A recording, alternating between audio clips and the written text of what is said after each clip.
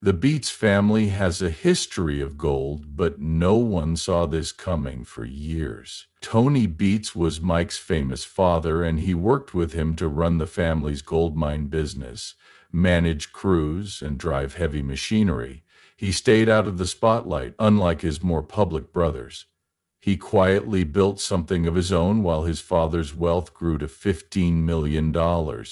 Up until now, Mike's net worth was a very small part of that. He left behind something that would change everything after years of hard work in the harsh Yukon.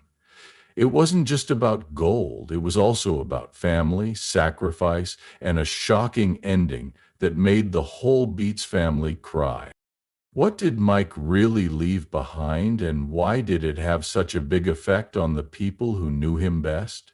Mike Beets has lived his whole life with gold all around him, both in the ground and in the family business that made the Beets name famous.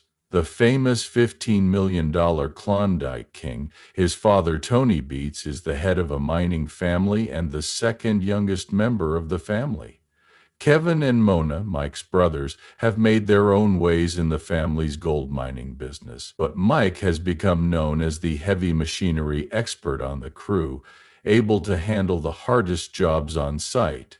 Michael is in charge of moving anything big that needs to be moved, like a 40-ton crane, an OshKosh truck, or a multi-million-dollar wash plant. He's the one who makes sure the business doesn't stop working. But despite how smart he is, his wealth is shockingly small compared to his dad's. Mine worker Mike has been there since he was 13 years old, starting at the bottom like all Beets kids. Mike learned how to run heavy tools, carry huge loads, and deal with the daily grind of life on a gold claim while his father built an empire. He's now one of the best operators in the game. The catch is that he only has $200,000 in net worth. That's not even 2% of Tony's huge wealth. Even Kevin, Mike's older brother, is worth $2 million, but Mike still has a lot to show. Other mining teams aren't like the Beets family. This isn't a business with investors and boardrooms. It's a family legacy built on risk, hard work, and a little luck. Tony came to Canada with a dream after moving there from the Netherlands. He turned that dream into a gold mining business. He made sure his kids worked as hard as any other worker along the way. In Mike's case, that meant getting up early, working long hours in the cold, and doing the hardest jobs. He was moving dredges, running heavy machinery, and taking care of multi-million-dollar tools like a pro by the time he was in his late teens. But the truth is that Tony Beets is still in charge. Kevin and Monica have taken on bigger leadership roles, but Mike is still following in his dad's footsteps. He is well-liked, skilled, and one of Team Beets' best machine workers, but he doesn't run the business. That means he's still making the same amount of money as a miner, and not as much as a business owner. It doesn't come cheap to mine or run a group the size of Team Beets. Mike makes about $25,000 an episode of Gold Rush, or about $500,000 a season.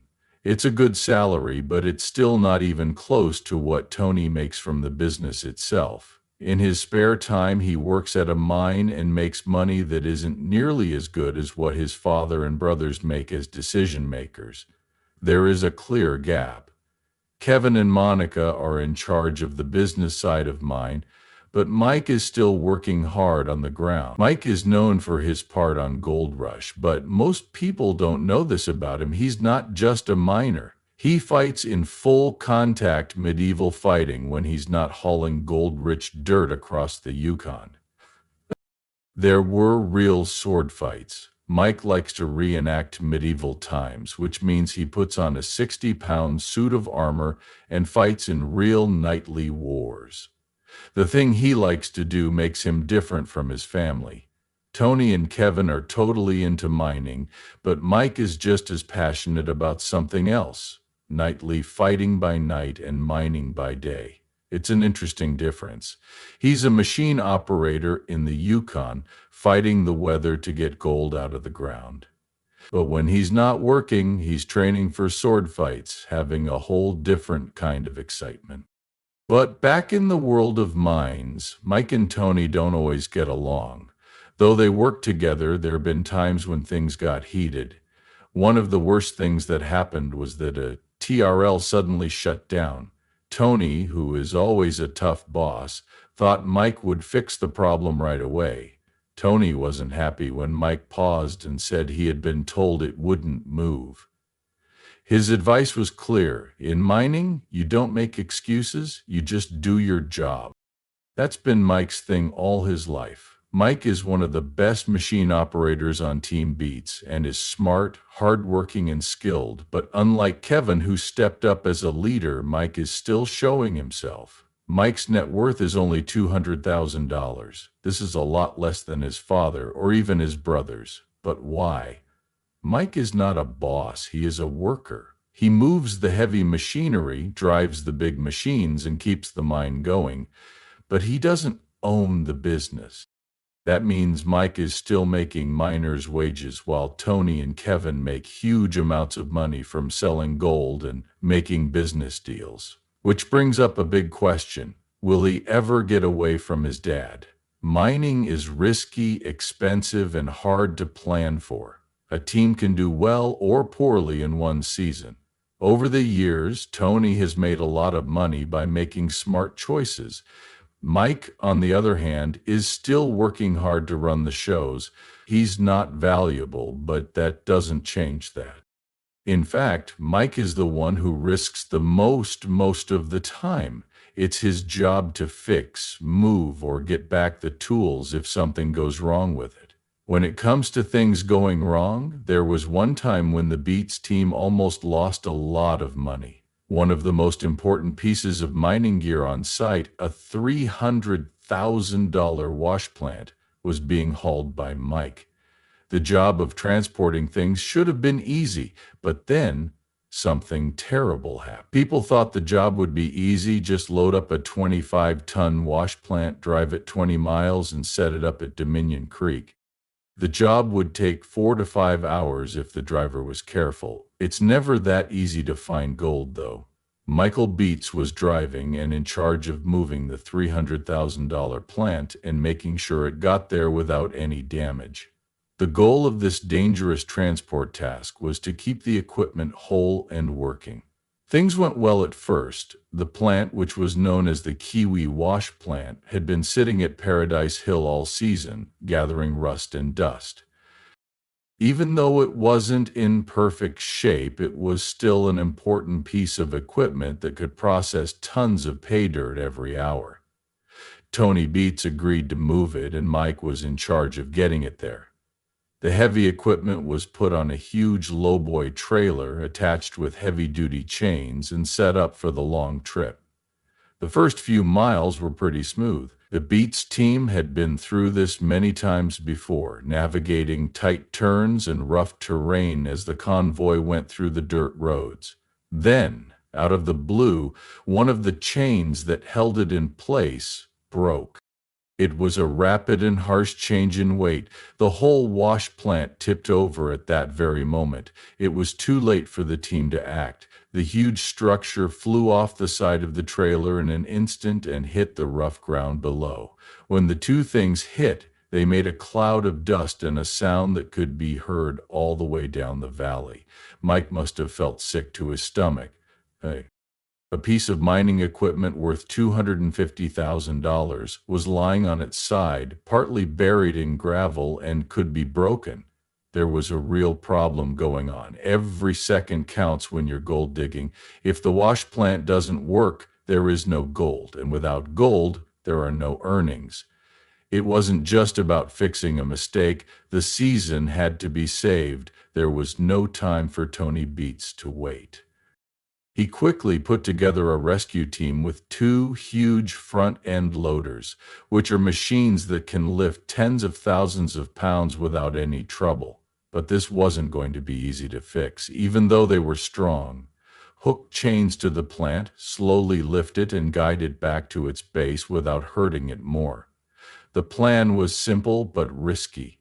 Things could get worse if you do something wrong. It's possible for the plant to tip in the wrong direction, which could damage important parts or even get stuck beyond repair. Mike jumped into one of the loaders and took charge of the recovery attempt. He knew that if the job wasn't done right, they could be late for weeks and lose gold worth hundreds of thousands of dollars. The first pull put a lot of stress on the chains.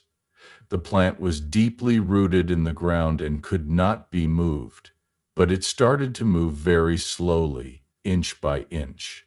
There was a lot of stress in the air. If you make one mistake, the whole building could fall over and damage itself beyond repair. The loaders changed how they held on, which kept the force even and under control.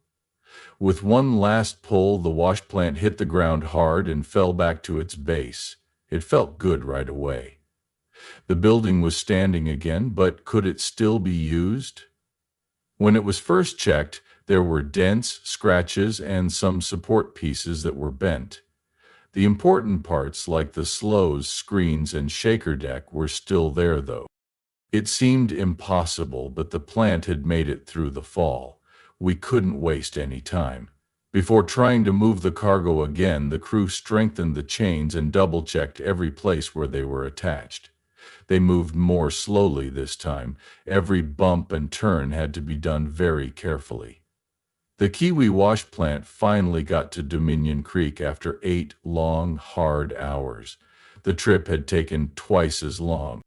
The team quickly unloaded it and carefully set it up so it could be used right away.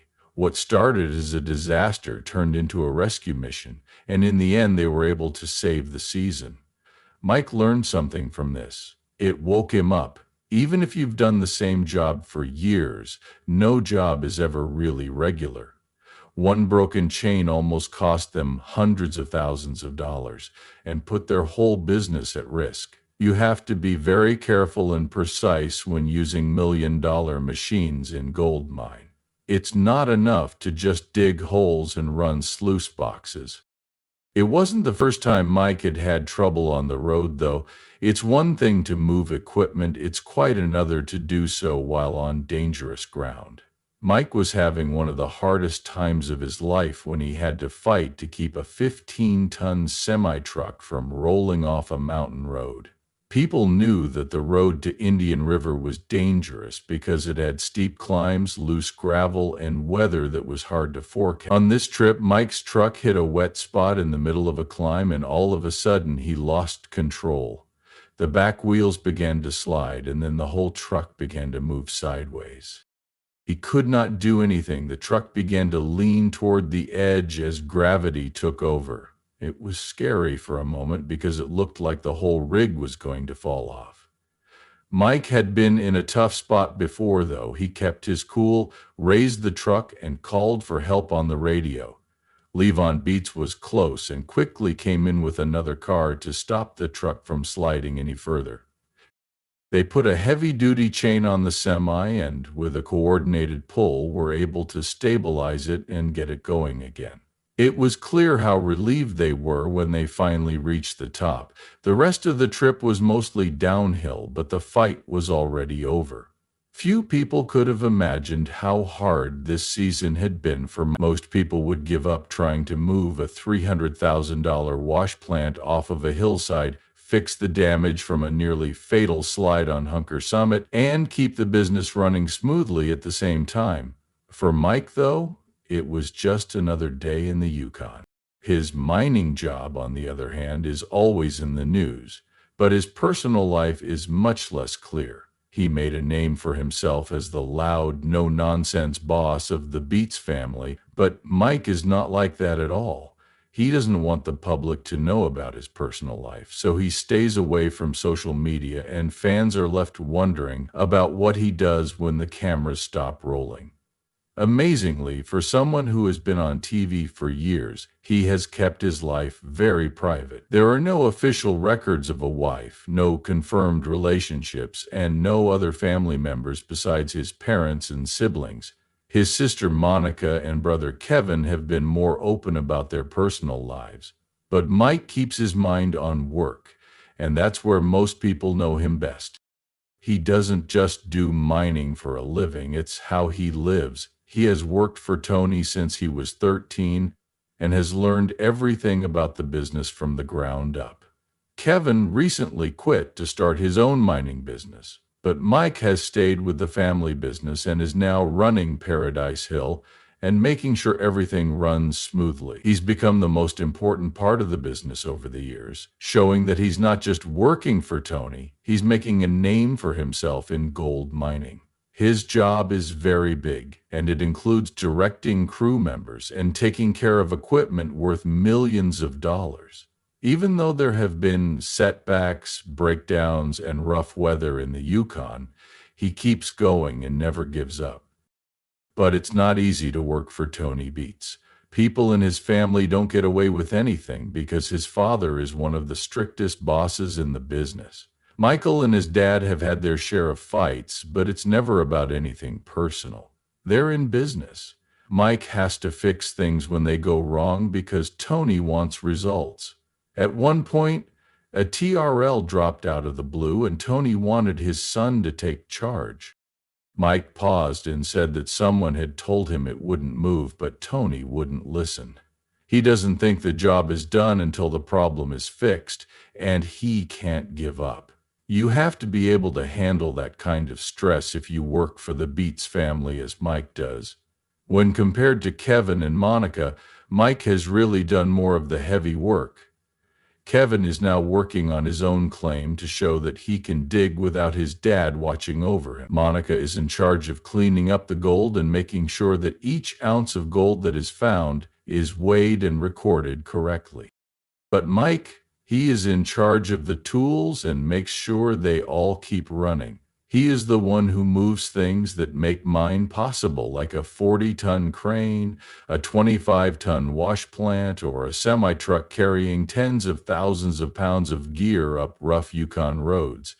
He is in charge of a lot of different operations and pieces of equipment.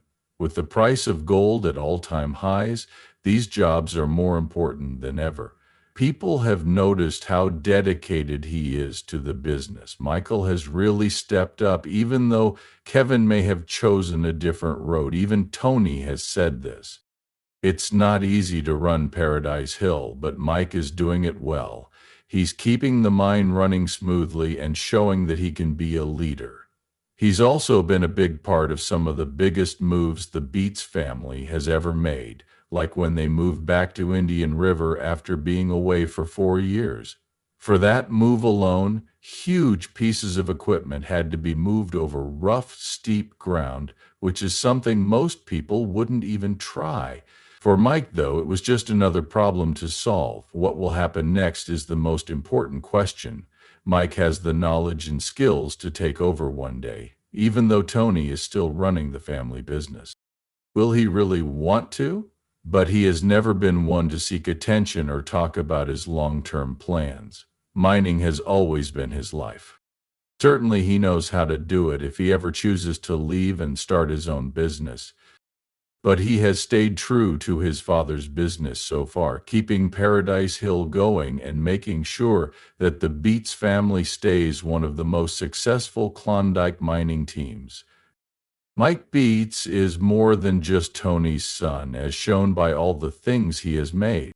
On his own, he is a leader, he is a skilled worker, and a key part of one of the most successful gold mining companies in recent history. He may not know what will happen in the future yet, but one thing is for sure, he will do whatever he wants on his own terms.